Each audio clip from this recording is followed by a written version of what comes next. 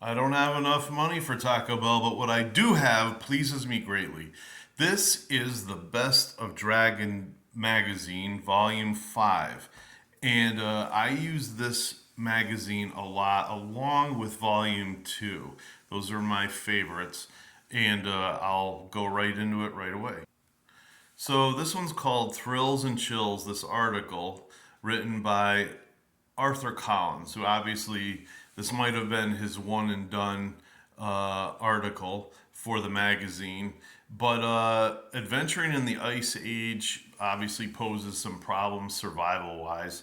It's kind of the opposite of what goes on in Athos, uh, which is a desert world where it's tough to find any kind of water. This would be the reverse of that, where the trouble of freezing to death poses a problem almost every day. And this is just a quick article. I did a one shot adventure with this. The players that I had at the time liked it, and I thought it went over pretty well. So there's that. You've got all sorts of tables, charts, everything from wind chills to, you know, other things trying to stay alive. There's a little cartoon here. This wizard's making her buttons pop off. That's kind of silly. Here's an article here called Mind of the Monster. Give creatures the brains they were born with. And this must have been the creative start of some of the books that you see in bookstores now are actually dedicated to monsters, giving the monsters uh, every advantage for the dungeon master to try to beat the characters because the characters are very powerful at this point in our game. I like this article on the Oracle. They came up with a whole bunch of scientific interests, should we say, that can go into the game. It all depends on how deep you want to make the game. They've got things like erythromancy, cleromancy. I mean, there's just a lot of them in here. You can go nuts. There's an article on firearms by Ed Greenwood, so you know it makes sense. But I just would like to say that I don't really like using firearms in any of my games. We did once, but really it was just cannon from ships. This is one of my favorite articles here that I use all the time. What I will do is roll 4 times on this table and usually match up two to try to make an adventure.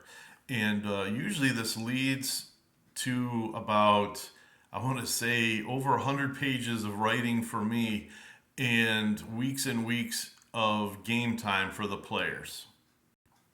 Here's an article about how many coins in a coffer. Some of you really like delving into the size and the room that it takes up, but for me, I don't get too involved in that. For me, coins are about the size of a poker chip, and I like to do the general rule of 10 coins is about 1 pound. This might sound silly to some of you, but that's how I do it. Here's an article called what do you call a 25th level wizard? And the answer, of course, is whatever he wants. Really, it is a bunch of sir titles and after titles that you can roll. There are a couple tables here, but I've more or less picked out what I'd like to use from it. It's useful. Right next to that is an article on ruins. Ruins, this article came in great when it came to my campaign with Dark Sun and Athos because the world is literally covered in silt and I want to say just salty debris. The world is essentially dying, and food and water are hard to come by.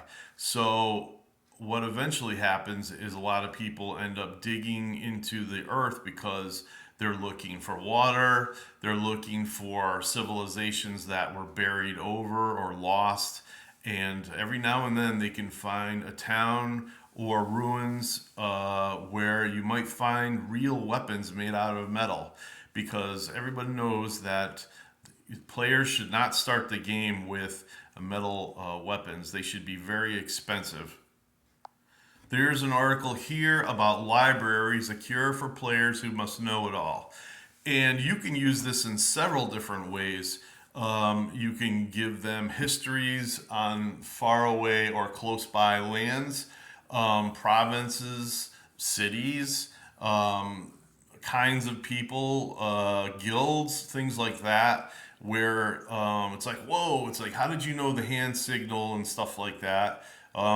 There's all sorts of information that can go into the game. Also, if you take the wizardry consideration into the game, there are tons of things you can add there. Offhand, I have a little bit trouble because I'd have to look at all my notes, but you can add things like there might be a book with one spell in it, or you might find a spell that a wizard was working on, but it remains maybe partially unfinished. And depending on the game that your wizards are in, you might have him finish the spell, or you might make him have a chance to finish the spell with some really hard rolls with penalties and everything involved there. So there's just a lot of things that you can do with books in the D&D game. Let's continue. Here's something that most of the players today would definitely poo-poo because they feel they have to know everything. I used to go to this gaming store and there'd be like 7 to 10 D&D games going on all at once. This, of course, when the fifth edition came out, and it's a lot more. It was a lot more popular then than it is right now. A lot of people are upset with them changing some of the things in the books, and I know my friends are part of that. Uh, as far as knowing all the rules, the DM should definitely keep his secrets secret. The DM should keep things that he doesn't want the players to know easily secret. And for God's sakes, players should not be looking at monster manuals of any edition during any of the games. This is one of my main things that bugs me. I've seen this time and time again, and it's like, dude, what are you doing? What are you doing? There's an article here on barbarians, and I think it's worth a read for anybody that wants to dabble on changing the barbarians that are in Unearthed Arcana. You don't want to make a whole bunch of Conan or barbarian types. That's silly.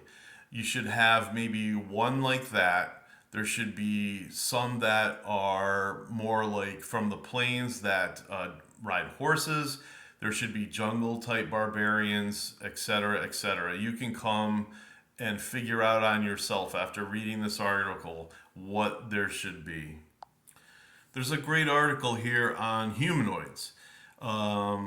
It is written by Roger E. Moore, so a credible writer. And you'll find out that Roger Moore and Ed Greenwood wrote a lot for D&D back in the day before they were famous, with their own adventuring modules and Forgotten Realms. But anyway, this has things here that will help improve the play of your game, maybe improve some of your traps and all that. There's also some gods listed here. This one here, I think, is for the kobold.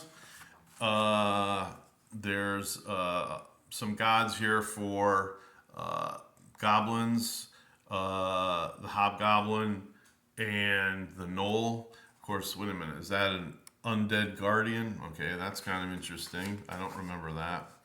But also, I just want to say, don't. The Dungeon Master's Guide has this whole rule system about it kind of ties the witch doctors and shamans' hands behind their back. If players can use the better spells, then they should be able to too.